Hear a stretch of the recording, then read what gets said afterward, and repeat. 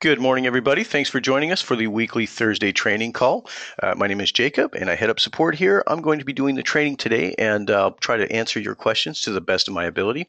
If you've never used the GoToMeeting platform before and you want to ask questions for this call, all you have to do is open your GoToMeeting control panel, and it should be on the top right corner of your screen. If it's collapsed already, there'll be a little orange arrow you can click on, and that'll open it up for you.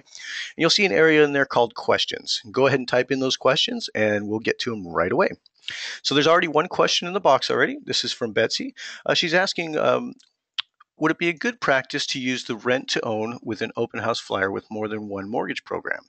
So, good question, Betsy. Absolutely. There's several different ways that you can attack this, and certainly when you're courting new realtor partners, a rent versus own presentation is an excellent report to be able to show them, especially in conjunction with an open house flyer.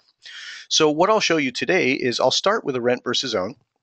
And I'm going to show you how to create several programs against rent. And I'm going to show you a couple of different MI options today because I think that's I'm starting to see a lot of that coming through the support box. People looking at lender paid versus borrower paid versus maybe doing 80-10-10 so they don't have to pay MI. And then I will show you how to save those loan products as templates so that you can immediately bring them up on the partner side and prepare an open house flyer.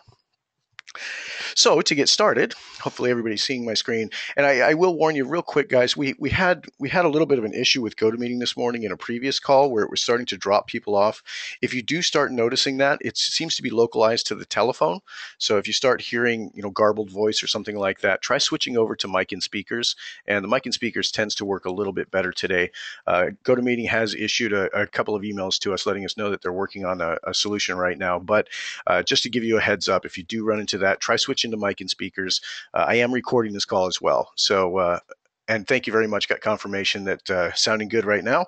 But we are recording this as well. So this will be in our coaching call archive by the end of the day today. All right, so let's go ahead and get started. Now, anytime you want to do a rent versus own, you're going to start with a new client. So I'm going to go into new client, and I'm going to put in my client's name, and let's call this one John Renter. Now, in order to trigger a rent versus own presentation inside Edge, you want to select rent here instead of own, and it'll automatically start walking you through a rent versus own presentation. Now, referred by field, especially when you're using this as a realtor partner presentation, you want to make sure you fill in this field, both the referred by and the partner email, because it's going to give you some extra options towards the end. And actually, before I move along, Ray has a great question. He says, I'm new. How do I access the coaching call archive? So what you do, Ray, is when you first log into Edge, you'll see there's a bunch of buttons up towards the top. And there's one called Help. And when you open up Help, this is going to open up our knowledge base. And yours will look a little bit different because it won't have my picture on it. However, there's a section right here at the top that says click here to access our coaching call archive. You can also find it down here in the forums under strategies. It links to the same page. But you'll see that when you do this, we have all of our archive calls all the way down the line. So our Tuesday calls with Dave Savage, where he brings in a multitude of industry leaders every Tuesday, and they talk different types of strategies. And then, of course, you have the Thursday calls, which our support team hosts, and those are all logged here as well.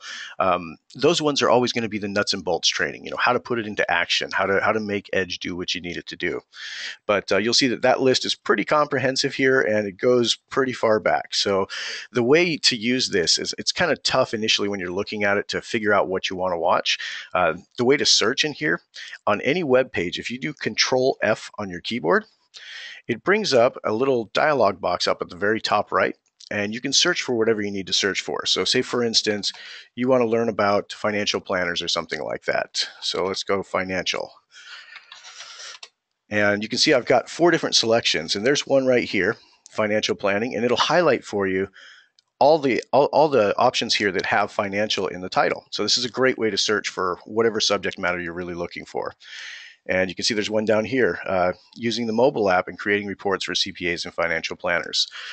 So hopefully that helps, Ray. If you have any further questions on that, do let me know. I'm going to go ahead and get back over to Edge so we can complete our rent versus own presentation. Now, and thank you for joining us, Ray. I'm really glad to see new people on the call. It's always fun to help everybody get acclimated to Edge so you can really make it work for you. Now, for those of you who are new, there are two different sides to the Edge presentations. There are client presentations and there are partner presentations. Now, the client presentations allow you to do the total cost analysis, that's your bread and butter report. That's the one you're going to use for all your refis. You're going to use it for purchase transactions. If they're not renting and you don't want to do a rent versus own, that's the one that gives you all the long-term comparison for each loan program that you're offering. So for today's discussion, I did open a brand new client, but rather than doing a total cost analysis, I chose rent, so it'll guide me through a rent versus own. Now I'm going to put my realtor partner's name here for referred by. So this is Amy Realtor. And then if you want your realtor to be notified when this presentation is viewed by your client, the same kind of notifications that you get when your clients view yours, you want to make sure to enter the partner email here. So this would be Amy at, let's say, remax.com. And friendly name, this is actually very, very important for all your presentations. The friendly name is not a nickname for your client. Rather, it's a nickname for your presentation. And this allows you to easily search for it later. So when you go into your View All menu, which I'll show you a little bit later down the line here, you can instantly find the ones you're looking for by typing keywords in that you've used for friendly names. So in this case, the friendly name for this report, I'm going to call it RVO, which is just rent versus own, for Amy Realtor and John Renter. Now, oftentimes when you're doing open house flyers, what you're going to do in the friendly name section is you're going to put in the actual property address, because you're going to have multiple presentations for a single realtor partner and you need to be able to differentiate which is which. So my recommendation there, when you're doing open house flyers or seller buy down flyers that are co-branded, for the friendly name, always use the property address. Now, the next step is determining the client's goals. Now, since we're doing a rent versus own for the client, I mean, we've got two different directions we can go with this. And the two sides are, have you talked to the client yet, or have you not talked to the client? And basically, are you getting the information directly from the realtor, or do you already have some degree of a relationship going with the client? Now, if you are talking with the client, obviously you want to ask these questions. You want to find out what their goals are. Is this a first-time home buyer?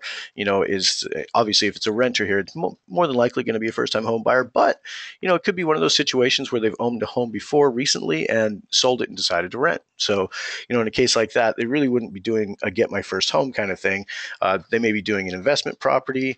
They may be doing something else.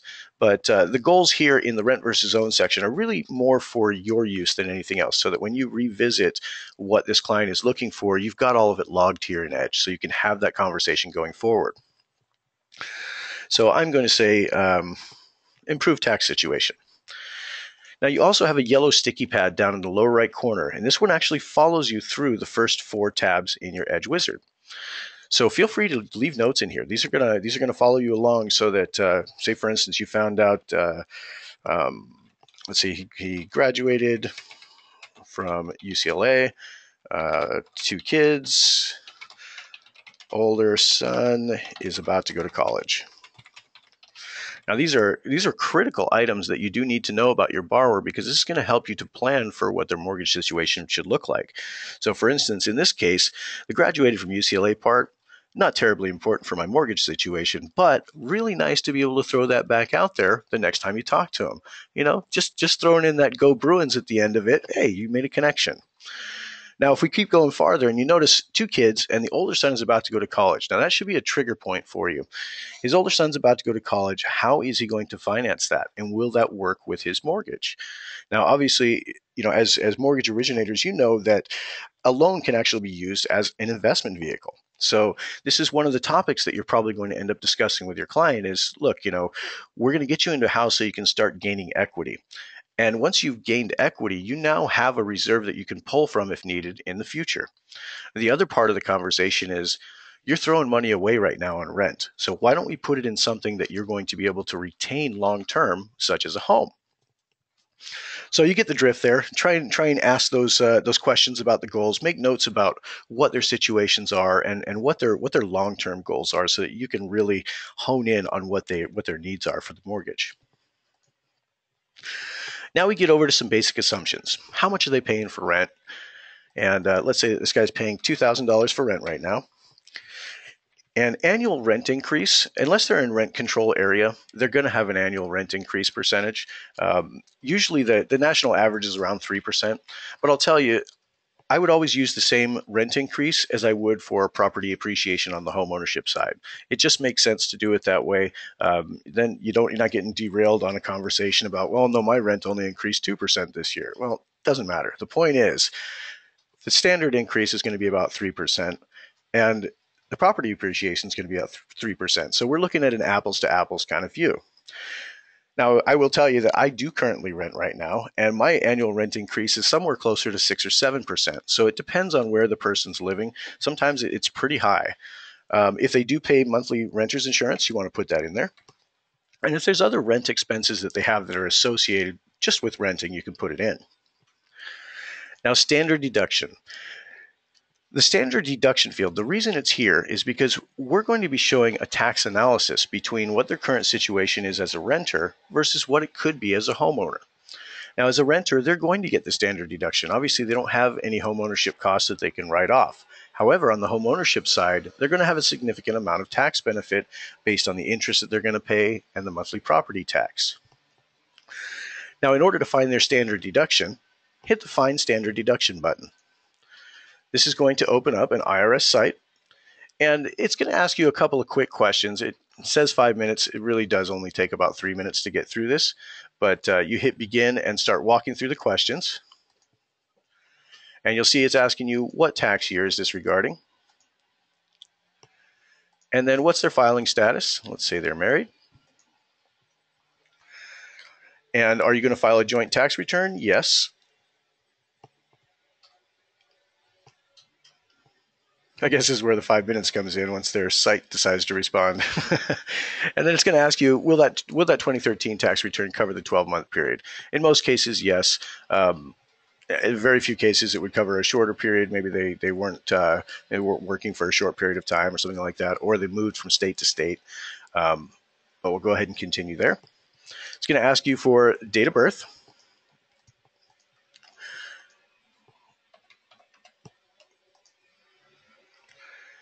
And then, did you and or your spouse provide more than half of your support for 2013? In most cases, that's a yes. So I will go ahead and do that. And then this is the spouse date of birth, and I'll give it the same. Were you blind? Probably not. But if you were, you would check yes. That will change your filing status. And you can see that my filing status for married jointly here is $12,200. That is my standard deduction for 2013. So I'm going to take that number, that's $12,200. I'm going to plug it in right here. Now, when you do this a couple of times, you'll find that these are roughly the same in most situations. But I will tell you that for a single, you're generally going to run into about that $6,000 standard deduction. For married, you're generally going to run into about a $12,000 standard deduction. So it totally makes sense. You'll start getting to the point where you don't need to use the calculator anymore. But once you got that in your head, you can just pop those figures in. And Michelle, thanks for the comment. She says, I can't believe you just told all the lenders you rent. It sounds like we should talk to you about home ownership options. Actually, I think I need more debt consolidation planning, to tell you the truth. That's my major hiccup right now. But thanks for the comment, Michelle. I'd like to keep this organic. All right, so our next step is we're going to get into affordability, and this kind of speaks to what we just spoke about. I mean, we want to find out what is the client looking at right now? What is their annual gross income? What is their non-mortgage debt? What are the sticking points that might be an issue for when they try to purchase a home? So let's put in, let's say 100K. Credit status. This is just asking you for what is your client think they have. I mean, it's not asking for a FICO score. Remember, we're not collecting the items necessary to form an application at this point. We're really just trying to get a pre-GFE look at what they're doing. So if they say, I've got pretty good credit. And then how much non-mortgage debt? Do they have a car payment? Do they have student loan payments? So let's say 20 grand. And then how much is that payment per month costing them? Let's say that's about $800. Now, the savings balance, this is asking for what they have in the bank right now. So how much money do they have in their CDs, their money markets, wherever they're stashing it. So let's say 15,000. And the rate of return there, if it's just a standard savings account, it's usually going to be pretty low. CDs tend to be a little bit higher, but if you can get an actual rate from them, it does help pretty dramatically, because you can determine what the growth would be for their savings if they just continued to rent. So I will put 0.5%. Now the tax bracket, if you do want to show tax benefit on the presentation, you have to have a tax bracket in here. In order to find the tax bracket, this one's actually a lot simpler than finding the standard deduction. You just hit Find Tax Bracket. You're going to choose the filing status. And then you're just going to look for the income range. Now, remember, I said 100,000. That could be a joint income, or it could be a single. If you only know the single income, you probably want to tack on a little bit more and go to the next bracket, assuming that the partner is also making some money as well. But in this case, that would put us in the 25% bracket. So I'm going to jump back over to Edge. And we will go to the 25% bracket. Now notice I didn't enter that as a percentage or a decimal. I just entered it as a whole number. Edge already knows it's supposed to be a percentage for you.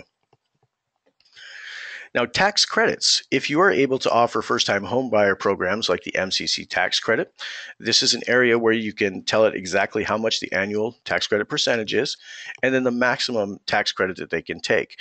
Now, these are specific to states usually, so you'll want to look up what your availability is in your state. Google's the best place to do it. Just type in MCC and then your state, and you can usually find the guidelines for your state. Of course, you also want to consult with your institution, your lender, to find out if that is indeed a program that they can offer.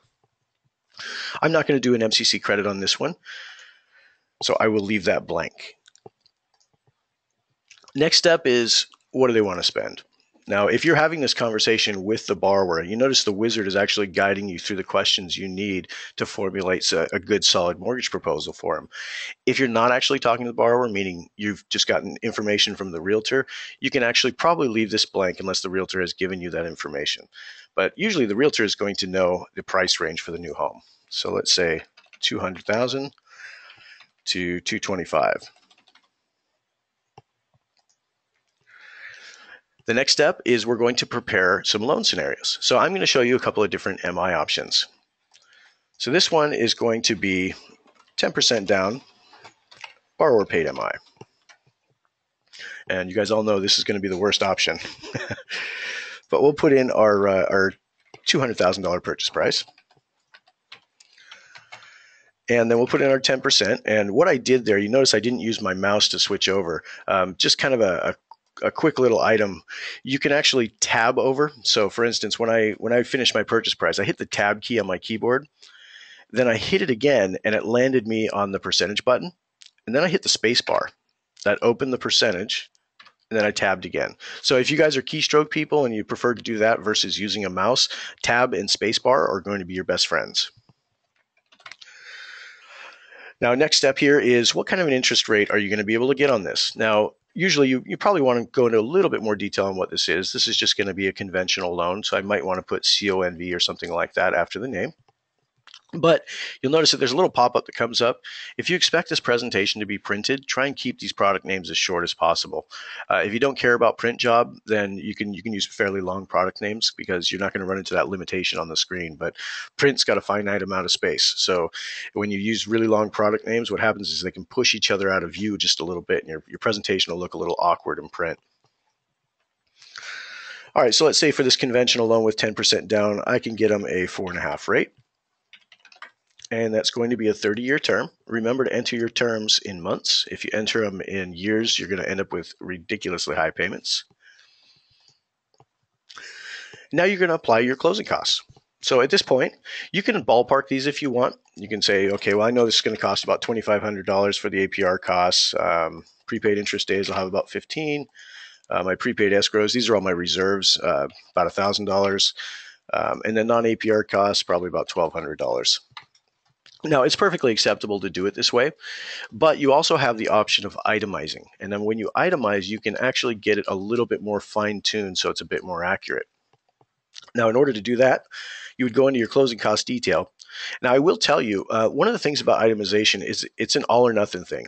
You either do the ballparks or the itemization. You can't do both. So when I go into the closing cost detail, if I was to add a bunch of fees here and then hit apply to loan, it's actually going to overwrite what I did for those ballpark fees. Now, if you've already built some templates, these are what's going to help you dramatically. And I would highly advise that you build templates for your most common options. These are, your conventional purchase, your FHA purchase, conventional refi, your VAs, your USDAs. The ones that have varying fees that are just slightly different every time, those are the ones you want to have templates for them so that you can make minor modifications on a case-by-case basis. So I'll choose my conventional purchase. And you can see that because I saved this as a template, all my fees are already in there. My loan origination at 1%. I've got my appraisal, credit, tax service. I'm sure you guys can read down the line here. And then I went so far as to actually use percentages for my title insurance. Now, these are not going to be spot on accurate, and they're not going to be the same percentages for everybody. So you kind of have to figure out what percentages you want to use. Or when you do your templates, leave these blank so that you can actually put in your title fees on a case-by-case basis. Now, once you're happy with the way your fees look, and you can tell that for this one in particular, owner's title, I've got this one paid by the seller, fairly common to do that, but you do have the option of choosing who's paying these fees. The next step, apply to loan. Now you'll see that it grayed out these fields here, and the reason it did is it's pulling that information from my closing cost detail. Now I can still add points and prepaid interest days. These are still editable because these aren't coming from the detail section here. So you can still do that. If you needed to charge an extra point to lower the rate or something like that, you can certainly do so. Now that I've got my fees in place, I'm just going to put in my monthly costs. Now, I love to use percentages for these ones, especially on pre-GFV presentations, especially purchases, because you're not going to really know this until close in most cases. So I like using just basic percentages here, allow Edge to calculate what the dollar amounts are going to be for you.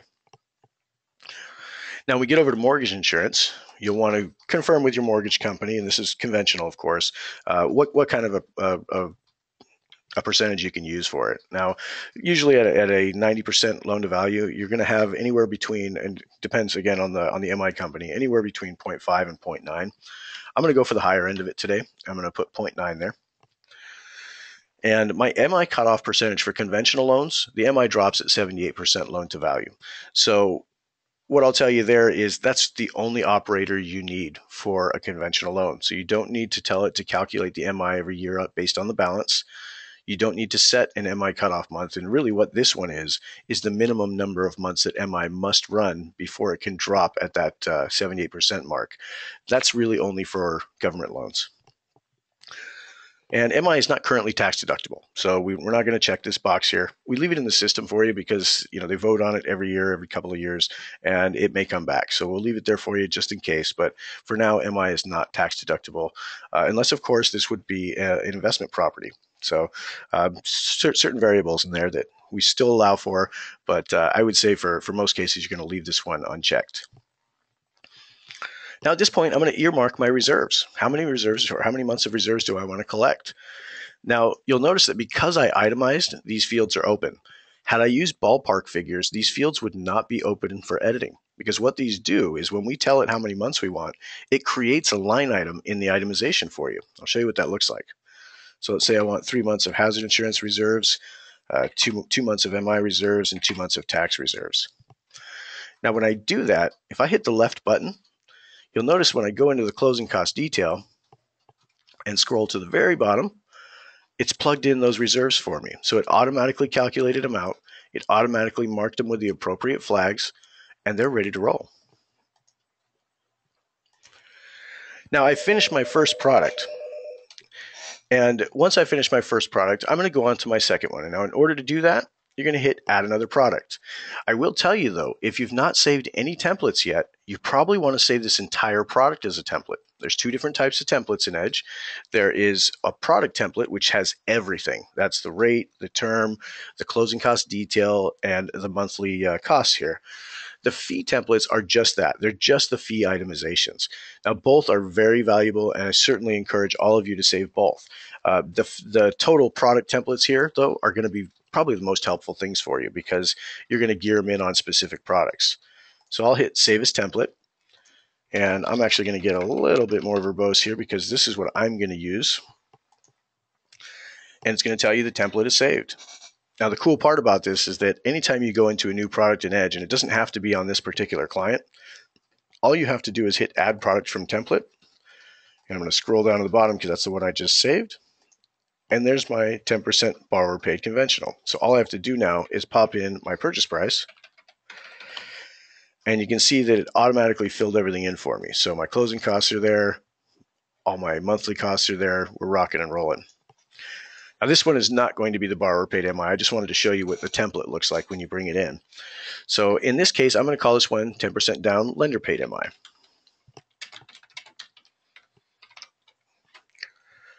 Now, a couple of ways you can do this. Usually you're just going to boost the rate to cover what you need to so that you can cover that MI. So let's say 5 1/8. And then I'm just going to go to the monthly cost screen and remove the MI. So now I've got two different options. Let's take a look at a single premium MI buyout. So this is another cool feature inside Edge. You can copy between loan programs. So in this case, I'm going to hit copy from, and I can copy either one of the ones that I just did. I'll copy that borrower paid one again. And in this case, what I'm going to do is I'm going to call this single premium. You can even call it single premium buyout. Actually, I'll just call it single premium. And then I'm going to leave the rate the way it is. But what's important about this is I need to collect that initial premium so that I can buy them out of the MI. Now, where am I going to put that inside Edge? The best place is tag yes for FHA. Even though this is not an FHA program, FHA is not going to show up anywhere on your presentation. All this does for Edge is say, open up a new field called Upfront MIP. So you'll see that when I do that and hit the right arrow, I've now got an Upfront MIP section. Now, traditionally, your single premium buyouts are usually going to be about 2 1/4, but again, check your guidelines just to make sure. At this point, because I'm at a 90% loan to value, I can actually even finance in the single premium, which is really cool.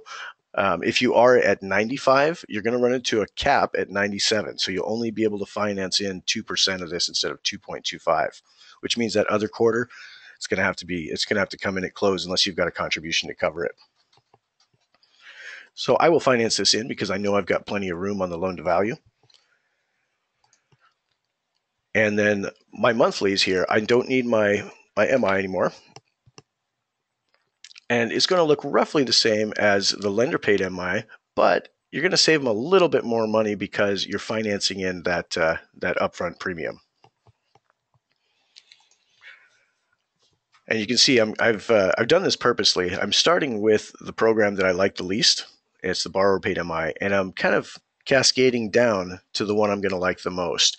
And the one I'm going to like the most is going to be my 80-10-10. So I'm going to show you how to do that.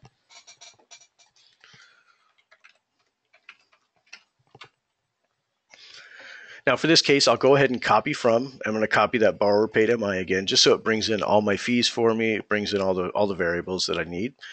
But instead of a 10% down, my first lien is going to be an 80% lien. So I need to tell Edge that it's 20% down. So I'm putting 20 in here. Now my second lien is going to be 10%. So that's going to actually knock the down payment down to 10%.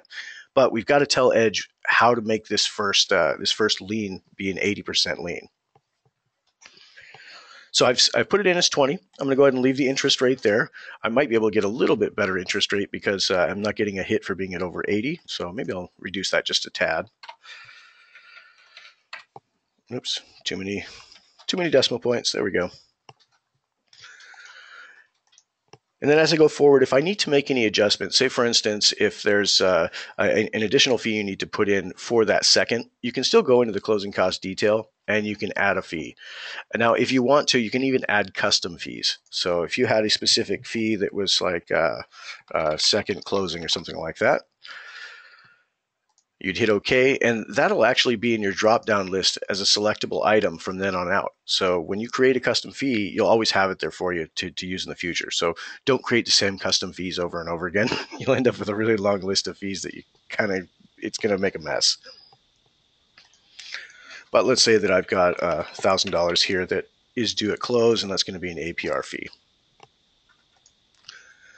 So I apply that to the loan. And then again, I'm not going to need MI because I'm going to have a 10% second. So I will zero that out. Now, the second is going to be a little bit different. The second, I actually need to just put in exactly what it is. So it's going to be a $20,000 loan, because I know that because my 20% would be 40,000, so 10% has to be 20,000. Now, in order to trigger that second, I'm going to hit yes down here. This product does include a second lien. I'm going to hit the right arrow, and it asks me for second lien information. So this is 20,000, and let's say that I can get them, let's say about 3.75 on this. So I'll go prime plus a half, basically. And I'll make this a 300-month term. Now, you have the option, if you want, to keep this as a fixed loan. If you're dealing with the HELOC here for the second, it's going to be an interest-only payment most times. And you have the option, if you want, of just keeping it as a fixed interest-only payment. We really don't know what it's going to do in the future, but you have the option of predicting what it's going to do in the future by making it an adjustable mortgage. So I'm going to show you how to do that. So I'm making it an ARM. I'm going to make my interest-only months. This is telling you, it's asking you how long the interest-only period is. Most times it equals the term of the ARM, but there are cases where you'll see it has a 10-year IO period, even though it's got a 300-month HELOC term.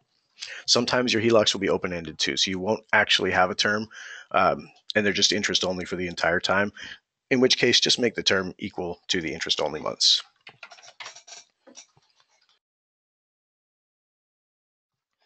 Okay, so next step here is I want to tell Edge how to adjust this. Since I've chosen ARM, if I do nothing in the ARM details, it's going to act just like a fixed loan that's interest-only for the entire term. But if I hit ARM details, I can actually tell it what kind of adjustment parameters do I want to put in here. So I'm going to choose my index, which is going to be prime. I'll scroll all the way to the bottom of the list, and you can see that that's 3 1/4. My margin is going to be a half, and that's what's giving me my 3.75 rate. So index plus margin. Now I can specify how often I want this to adjust. Now HELOCs can adjust every month, but they're not going to adjust an eighth every month going forward. If you've watched the markets lately, they're really staying rather flat. So you can kind of push out how far you want your adjustments and how much you want your adjustments to be. So I like using eighths for this. It tends to work out really well. So I'm going to use an eighth for the first cap, and I'm going to use an eighth for the periodic cap. And that's just saying that at the first adjustment point, it can adjust a max of an eighth. At all subsequent adjustment points, it's still got an eighth max that it can adjust. So it's never going to have this huge adjustment going forward. Now we need to tell it when is the first month you want to see it adjust in your schedule. So I'll say 6 months down the line, I predict that I'm going to see about an eighth rise. Now I need to tell Edge how often should it adjust after that. So I'll say, well, you know what? Every 6 months, I'd like to see it go an eighth, or maybe even every year, I'll see it go up an eighth. And that's that periodic cap. So every 12 months, it's going to go 1/8 up. Now the max rate, your HELOCs usually have a really high max rate of like 24% in some cases, but in a realistic fashion, I would probably put it around 10%. Now, the worst case scenario is the default here. Now, by selecting worst case, I'm sure you guys can read this at your own leisure, but what it means is that at the first adjustment month, which is month 6, it's going to adjust the max it can, which is an eighth. Then every 12 months after that, it's going to adjust by an eighth again. And it's going to keep going until it hits that 10% mark. Now hit OK when you're done with the details, and then hit the right arrow. Now you could also put the second costs in here. I like putting them in the itemization because all the costs for that first lien were in there, but you certainly can separate them out, completely up to you. And now we land at the rent analysis summary screen. Now I'm going to explain a little bit more about what all these figures are when we look at the live presentation, but I want to make you aware of a couple of things that you can do inside here. One is you can adjust the property appreciation rate. Remember I told you in the beginning, I used a 3% rent increase because I want it to match my property increase. So I'm going to leave it at 3% there. Now you also have the option of selecting how long you want your short term and how long you want your long term to be. So for instance, in this case, I've got it selected for 60 months. So this is a 5-year analysis right here. And then my long-term analysis year is 15 years. Now, the reason we did one in months and one in years is because in the short term area, we wanted you to be able to isolate it all the way down to the month. That's going to help you find things, especially on the total cost analysis, like the break even point. How long does it take them to save enough interest in MI to overcome their closing costs? And you can find that by dialing it down to the exact month where they start saving money with the new proposed mortgage. Now, a couple other things that I want to bring to your attention before we move to the next screen. You have several options on what type of analysis you want to show. And you can see right now, I've got it set at rent versus principal paid. So I'm throwing away $130,000 over 5 years in rent. On the home ownership side, the principal I'm paying is $15,915. Now, the reason we put it this way is this is a loss. Rent is always going to be a loss. But principal, even though it's money paid out, you're still retaining that in the form of equity.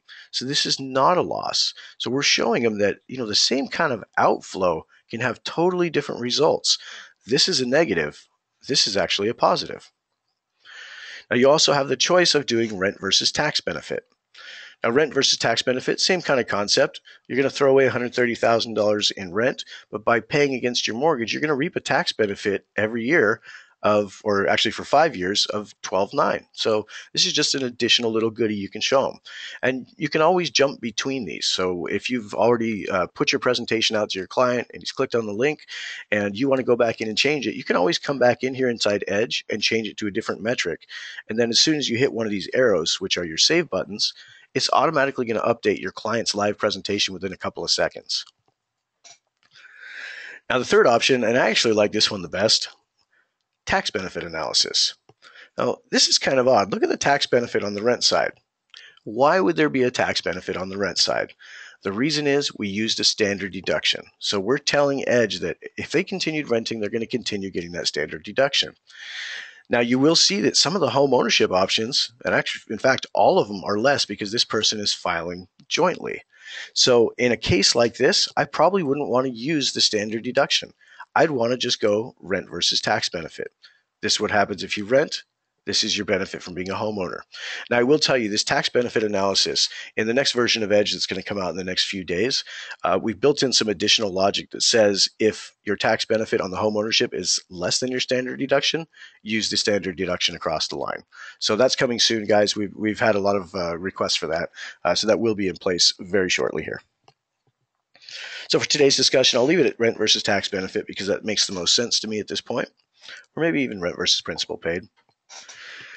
And then I've got a long-term section where I can choose, same thing, rent versus principal paid over the 15-year period of time. I can choose total net worth, which this is my favorite metric for the rent versus own long-term, or total interest in MI paid.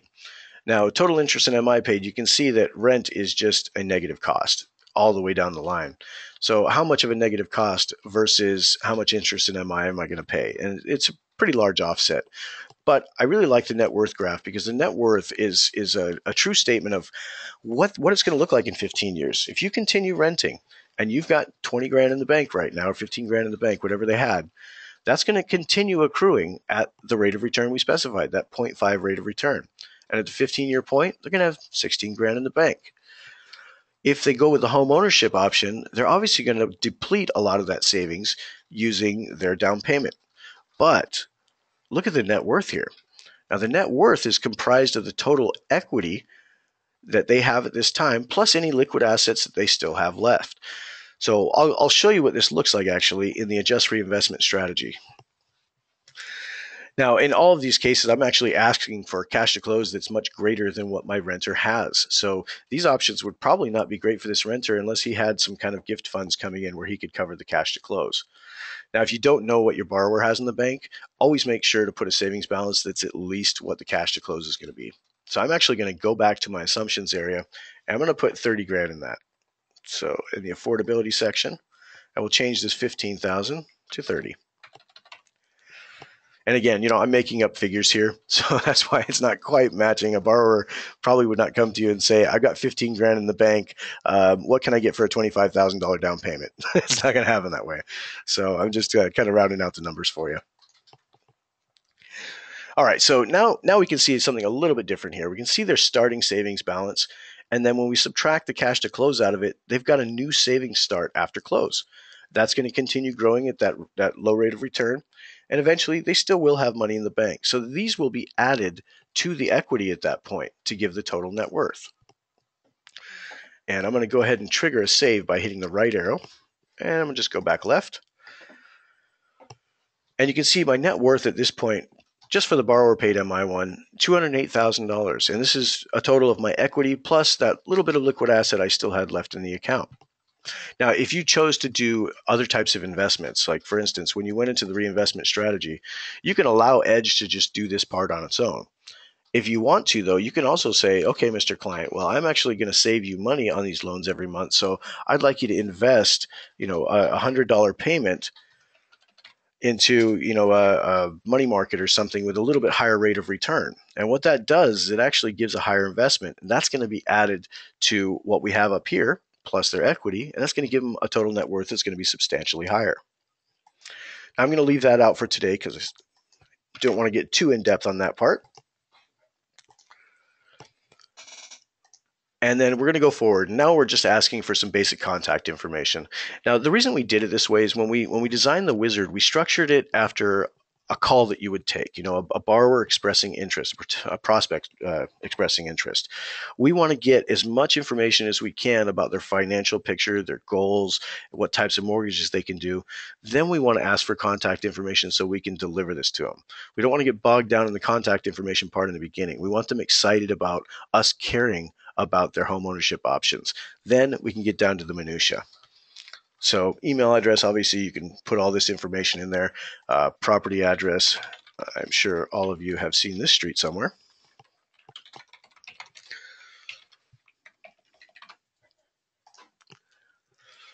And when you hit the right arrow, now we get to how are we going to deliver this? And what do you want to deliver? Now, you still have the option of doing a total cost analysis, which will just isolate those 4 new products and will not show them against the rent. But in this case, I do want to rent versus own. So I'm going to leave it selected at rent versus own. And then you have the option to exclude items that you don't want to show on the report. So if you've already talked to the borrower and he says, you know what, that borrower paid MI just looks horrible. I don't even want to deal with that. You can tell them, okay, well, let me pull it off the report for you and show you what it looks like with just the other 3 options. Let me get Dropbox to stop syncing. It's killing me. All right, there we go. All right. Now the last part here is payment notes, and these actually become pretty important. Payment notes are your compliance. Anytime you show a rate and a payment, you've got to have some detail about what it is. Now I'm going to explain to you on the rent versus own that it's actually using net payments. It shows the PITI payments, but it's also going to show net payments. So this is going to be the area where you're going to explain what the net payments are. And feel free to write this down because you might want to use this. And let's go to the preview real quick so I can show you exactly what this is doing. Now these guys over here, these are all net payments. If we look at our total monthly payments, these ones right here. Obviously, going into this $200,000 house, it's probably not the right move for them. They probably need about a $250,000 to $300,000 house because they can afford a lot more property if they're paying that much rent right now. But it may also be a situation where somebody's lost their job. One of the members of the family has lost their job, and they can't really afford this rent anymore. And you can actually even get them into home ownership where they can afford it. So it might be a valid case here. But the net payments are shown down below. So the difference between these, the total payment, that's the PITI payment. The net payment is the PITI payment minus the tax benefit and the principal paid. And the reason is the tax benefit, they're getting that back. The principal paid, they're retaining it in the form of equity. So when I'm looking at what I want to use for payment notes here, I'm going to tell them net payments are your total PITI payments minus your tax benefit and your principal paid.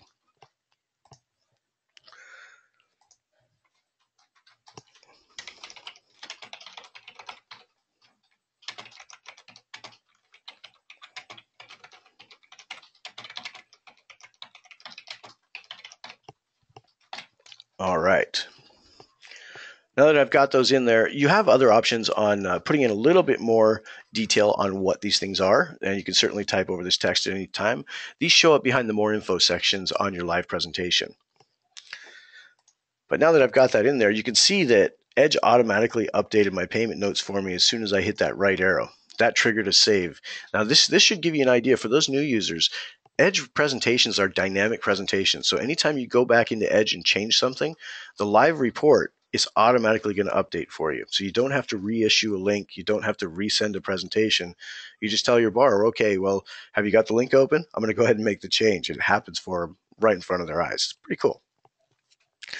Now let's take a look at what all this presentation shows. Now we've got the rent side, and this is pretty straightforward. They're paying $2,025 for rent. They do get a tax benefit of $254.17, and you can see their net monthly payment here, $1,770. Net monthly payments across the board, when we look at them, these are actually what's illustrated over in the graph on the right. Now down below, we have the purchase price listed. We have the total cash to close for each option listed. And then we have the freedom points for each of the liens. And you can see that because that 80-10-10 has a second lien, it's showing a freedom point of 25 years.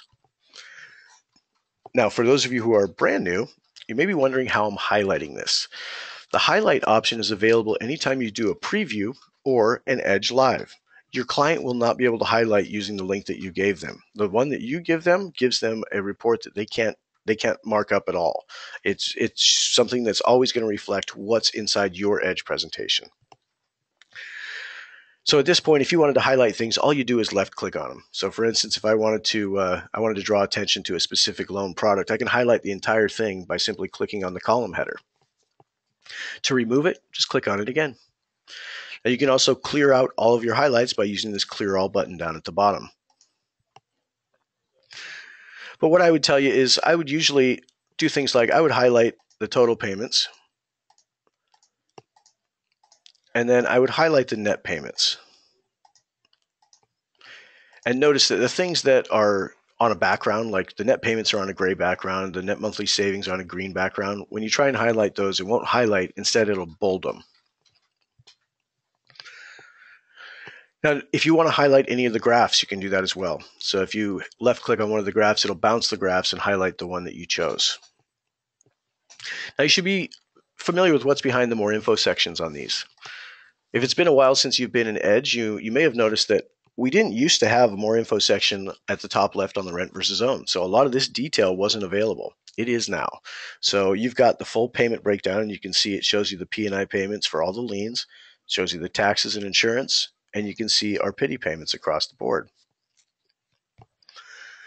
Now when we get into the closing costs, this is pretty cool, and this is the reason I prefer to itemize, is that if you don't itemize, you're just going to get these ballpark costs here.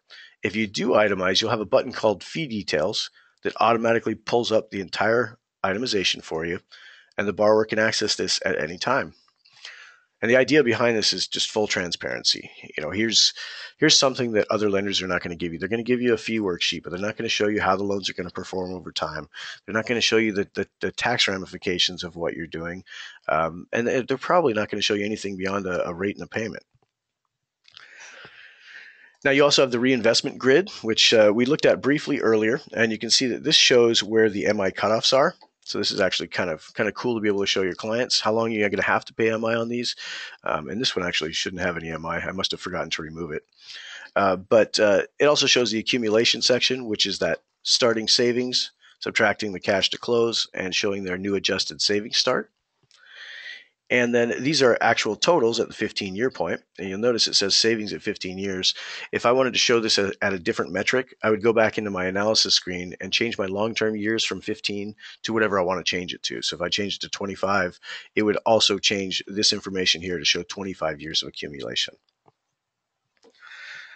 All right. So next step here is I just want to show you the more infos behind the other sections. Pretty straightforward. They're just showing the payments. You'll notice that we put blended rates and blended APRs in here anytime there's multiple liens. And the reason we do that is because it's very difficult to compare an APR for a single lien versus an APR for a combo lien, because they'll give you APRs on each one. It's kind of tough for the borrower to try and understand that. So what we do is we show blended rates and blended APRs. So for instance, this 80-10-10 having a 4.306 rate, that's not the rate for the first lien. That is a blended rate for the two liens. Now, borrowers don't understand APR for the most part, so that's something that is usually you kind of have to explain to them for the first time they really look at it is, well, what is the APR? What is it based on? But Edge gives you a way to show this blended APR so that you can have that conversation where it's flat across the board. You don't have to try and break down, the difference in APR in a combo lien versus the difference in APR on a single lien, because that can be pretty tedious. Now at the bottom here, it also shows things like, what are your assumptions for the rental increase, property appreciation, and tax bracket. Now we get into our bottom left section. You can see we're just showing total payments. You can see our total principal paid for each one of these categories, and then the total tax benefit between each one of them. That's going to give a net cost over the 5-year period of time. So very similar to what we did with the net monthly payments, we did the same thing for the net costs over time. We also then show what's the value and what's the loan balance, how much equity are they going to have at that point. Now you'll notice that my payment notes that I entered for this section also show in this section. The reason, of course, is because they're the same type of net payments. Now finally, we have the net worth section. The net worth section, a lot of the same elements. It shows the principal paid, tax benefit, and net cost, just like the other one did. But we've also got our total equity at this point. Now net worth, remember, is your total equity plus your liquid assets. Now, the liquid assets can be viewed back up in the more info section under that reinvestment grid. That's these guys right here. All right, so last step inside Edge. Remember, I was just going through the last couple of items where you can edit the text. And then I get to the point where, how am I going to deliver this? And I would tell you 100% choose the email link. A print job, you can't just, if you send somebody a print job, you're going to have to send them another print job if you want to update information. Same thing with a PDF. The email link, however, like I said earlier, is dynamic. So you can change things on the fly, which means you only have to send it to them once. And all they have to do is click on it from their mobile device, from the browser, wherever they're at, and they're going to see the most up-to-date version of this presentation. Now, you can choose to be notified when this report is viewed. I would always advise that because you certainly want to, and it feels good actually. You get that first notification that says Joe Borrower viewed your report. Oh, wow. He doesn't know that you're getting that information. So if you were to call within, a short period afterwards, and don't jump on it right away because they'll get suspicious, but you call during, a short period afterwards and say, hey, I wanted to discuss this. I noticed you received my link, and can we, do you have any questions about it? Is there anything that you need further clarifications on? And the idea is it's still fresh in their mind. So if you can contact them while the lead is still hot, you're going to have a lot better pull-through rate. You also have a call button. This is the click to call feature. Actually, see if I can show you that. That's the call me now button here on the top right. If you do decide to show that, they can click on this and it'll immediately call your phone. It'll ask you if you want to accept the call. If you do accept the call, it'll call their phone and connect the two lines. And it's really just a lead capture implement. You just want to use it to start the conversation and then call them right back. And the reason I would say that is because you have, for all of you who are brand new, you have 3 click-to-call credits by default. They're freebies. Once you run out, you need to purchase more to be able to use them, and they're $20 for 20 credits. Now, they also have a time limit to them, so you can exhaust those credits pretty fast if you do an hour-long conversation off one of these click-to-calls. So, and you'll know it's a click-to-call every time because it'll say, we have a click-to-call from Mortgage Coach for Joe Borrower, whoever he is. So it's not like it's going to be something that'll just blindside you. But I would tell you, try and keep those calls very short so you can call them right back so it doesn't eat up your lead time here. Now, this is the one that I was telling you about. This checkbox to send Edge View Alert to your partner, this won't show up unless you have a partner email back in that first screen. So that's why it's really important to put it there. And then finally, for compliance, you always want to have a quote date. So I'm going to put in today's date, and I'm going to hit Generate Link. Now, this is what you're going to send to your borrower. So you're literally going to take your mouse and highlight this, right-click on it, and hit Copy. Then you're going to open up a brand new email to your borrower, paste it in there, put some nice color around it in terms of what you're describing. Maybe copy in the realtor partner as well so he can see what you're sending to the borrower. especially if the realtor has passed you the lead. If you're working with the borrower first and you're incorporating the realtor afterwards, you want to ask the borrower if it's okay to do that. Don't see it very often, but I've had a couple of people report to me that they copied in a realtor partner when they had started with the borrower, and the borrower was kind of irritated because he didn't want the realtor knowing what was going on with his finances. So it's up to you. I mean, it kind of, you want to gauge it based on your borrower, but if you start with the partner, obviously you definitely want to copy them in on every step of the way. Now this link is ready to be sent out. I can send this as is right now, but the power of this presentation is really going to come out when you put a video on it. So I'm going to hit add audio video. Now, when you do this, it brings up your preview screen, just like we saw before. You can highlight things and so forth. Your video will not capture the timing on your highlights. It only captures what's highlighted when you're done marking it up. So keep that in mind. It's not going to follow your mouse around. It won't see your mouse moving. All it's going to capture is what comes through your webcam, and that is just your image and your voice. Now, in order to set this up, if you've never set up your webcam here, all you have to do is right-click anywhere on your presentation, and then hit settings. And these two tabs at the end here are the most important ones. So you can see I've got my live cam selected.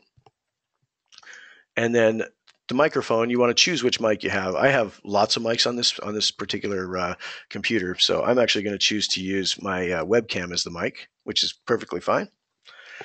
And then I'm going to hit close. Now, when you're ready to record your message, remember, you have 5 minutes that you can use. That's your max. If you have a super high def camera, it might be less than that because you have 5 minutes or 20 megabytes of video. Now, if you've got the Logitech 9000 with a Yeti mic on it, you're only going to get about 2.5 minutes of recording because that thing records a very, very large file. But go with the cheapies. If you're looking at purchasing one of these webcams, don't spend over $30 on it. The cheaper the webcam, the lower the frame rate, the better it's going to stream. This is all streaming video. This is not, you're not uploading an MP4. You're literally going to record in real time. It's going to save it up on a server as a bunch of bytes, and then it's going to stream it right back to your client. When you're ready to record, hit the record message button at the lower left corner of the screen. And here I am. Hi, everybody. And you should see your face in there. If you don't see your face, look up at the top of your bar. There might be a gray bar going across the top asking you to allow or deny the camera use. It blends into the bookmarks bar. So if you don't see your face in this area here, check up top. 10 to 1, you've got that horizontal bar there, and it's just asking you to allow the camera. All right. So some tips on video recording. And actually, one tip is don't hide it up there. Let me get that back. So first tip, don't drag it out of a place where you can't get it back. So that top one is your drag point. So that would be your max right there. Couple really important things about video recording is, one, try and keep eye contact through the entire thing. If you're looking around at your desk the entire time, you're going to expose bald spots and stuff like I'm doing. But more importantly, you're losing connection with the borrower. Remember, they're looking at this presentation either on a mobile device, they're looking at it on their computer, and they're expecting you to be talking to them. So keep your eyes on the camera as often as possible. Now, the quickest way to set yourself up for success on this one, put a little bullet point list right behind your camera on a sticky note of all the things you want to talk about. So you don't have to jump around. You don't even have to look at your presentation. You're just going to discuss what the items are that you'd like to draw their attention to. And then when you're done, you're just going to hit the record button again, because you can start and stop this recording using this button here. So if you hit record and then start doing your thing, giving your presentation, just don't move your mouse. And then click on it again, and you're done. You didn't even have to look down to find out where that button was. So keep that in mind, just a quick tip. Also, make sure to always close your door in your office, turn off your phone ringers, turn off any notifications that you're going to be getting on mobile devices that might make a loud sound and cause a hiccup in your video. And then finally, don't worry if you make a mistake. One thing to remember is the way you look on video is the way you look in person. You don't have to be perfect on a video. Nobody expects you to be a video producer. You're a mortgage loan originator. What you do is help people get into homes. You help them realize the American dream. So don't worry about how you look. Instead, focus on the advice you're trying to deliver. That is the most important part. If you make a couple of hiccups in the video, it's okay. You don't have to re-record it. Leave it like that. It humanizes you. It makes it so the borrower can really look at you and go, oh, wow, okay, I feel like I've met this guy already. By the time, if you've never even met him and you've just delivered a video, and you say you do have a couple little hiccups in it, that can be a great starting point for your conversation. Hey, how did you like the video? Did you catch that little mistake I made there? Whatever it is. It just opens up a new avenue of discussion for you with your client. Now, once you've hit stop on your video recording, it's automatically part of that link. So if I was to send this link out, so I'm going to copy and paste it into a new browser tab here for you. This is what would happen if my borrower clicked on it. They would see a disclaimer come up, and then they'd see my video, and they'd hear me talking. Now, nobody likes to see themselves on videos, but you got to get over it. You got to get over it. It's okay. You look like you do in real life, so get through it. Your borrowers are going to appreciate it so much that they have this connection with you before they've even been able to meet you, or even after they've already met you. Oh, hey, there's that guy that I ran into and asked fast for loan advice, and here he is on camera telling me all the things I needed to know about this. All right, we are actually at the end of the call, so I'm not going to be able to show you the open house flyer part of it. But what I am going to show you real quick, and for those of you who need to jump, I totally understand. Feel free to dump off the call here. I just want to show you how you can transition your files, your products that you're working on in this particular client over to the partner side, because there's no direct tie between clients and partners in Edge. So what you'd want to do is go to each product, and you're actually going to go to the end of each product, and you're going to save each one as a template. So you do save as template. I would leave the name exactly as is. Go to the end of the second product, save as template. Yep. Go to the end of the third product, save as template. And then go to the end of the fourth product. Come on, there we go. And then save as template. Now, the reason to do this is now I can go into a new partner to create my open house flyer. And when I get to the products, I'm just going to start adding from templates. And those are always going to be at the bottom when you just added them. So I'll do my 10% down, BPMI. And you can see it automatically populated for me. I can add another product. I'm going to use that other one. And this is going to be the lender paid. And all I'm doing is filling in the purchase price so that it can populate the rest in there. This was actually a different template that I used. It looks like I had a little bit higher cost on some of these. And then we're going to do the third and fourth one. So you can see that basically you're just going to keep pulling in these templates. And now I don't have to do all this data entry all over again. So to prepare my open house flyer, all I need to do is pull those in and focus on adding things like the property features, the image of the property, contact information for my realtor partner, and then generate that presentation. So I would actually send 2 links to my realtor partner. I would send them a link for the open house presentation, and I would send them a link for the rent versus own. Now, of course, I'm going to send this to my borrower too. So technically, my borrower is probably only going to get the rent versus own. If the borrower is going to get the open house, I would rather the realtor share it with him. And the reason I say that is because you can certainly share it with them at any time, but the co-branded element of the open house flyer is really meant more for the realtor than it is for the prospects. So allow the realtor to share that, and it'll probably carry a little bit more weight. All right, so with that said, hopefully that makes a lot of sense to everybody. I did record this call. It will be posted in our coaching call archives if you want to go over the details of this, or if you have any questions, always start in support. This is the best place to find your answers. You can search by topic. So if I want to find out everything about MI, I'm going to hit MI and hit search. And you can see I've got everything from frequently asked questions to, how do I show that single premium MI? And of course, there's a lot more options here, how to enter MI in an FHA loan. And then it goes through different calls that we made regarding MI specifically. If you don't find what you're looking for, you can fill out a request here. And when you do that, it's immediately going to email us. You can also email us direct at support@mortgagecoach.com, but it's going to go to the same place. But I would also encourage you, if you haven't logged into our knowledge base yet, it's not necessarily the same as your Edge login. So let me show you what that looks like. If you've never logged in and you hit login here, it's going to ask you for an email address and a password. But if you've never logged in here before and you've emailed us before, you already have a login. So you can just hit get password. It's going to ask you for the email that you use. And when you put the email in and hit submit, you'll get an email from this Zendesk here that basically just has a link to reset your password. And once you do that, you can log in. Now, when you're logged into our support desk, you can do things like check existing requests. You can comment on the different topics that are already in the knowledge base. You can suggest new features. You can even vote on other people's suggestions. So it's a great way to interact with other members who are using this. So I would encourage you, please do take the time, get a login set up for yourself on the support desk, and then when you find particular types of forums in there that you want to follow, say for instance, you want that event calendar notification sent to you every month when we publish it, you can actually, once you log in, I'll show you. Let's log in there. Once you log in, you can go to any of the forums. Say for instance, I want to be notified anytime there's a new release. I'm going to go to the release notes section, and I'm going to hit subscribe up here. That way, anytime a new article is added to the new release forum here, it's going to notify me via email. The same thing goes for any of our forum topics here. So if you want to know when new advanced topics come out, same thing.